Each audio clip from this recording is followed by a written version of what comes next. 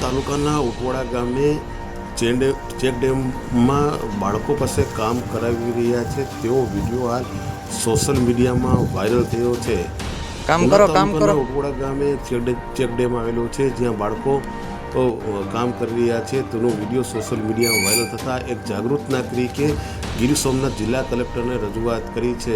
જ્યારે ઉના તાલુકાના દરેક સમાચાર જોવા માટે અમારી ચેનલ પર જોતા હોય તો ફેસબુક પર જોતા હોય તો અમારી આઈડી ફોલો કરો।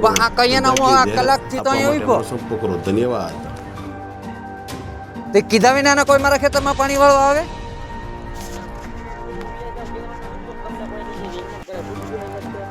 તમે મેં સાંભળ્યું એમ તમે કીધું હું પૈસા તમને આપી દે, તમે પ્લેટ કાઢ નાખો।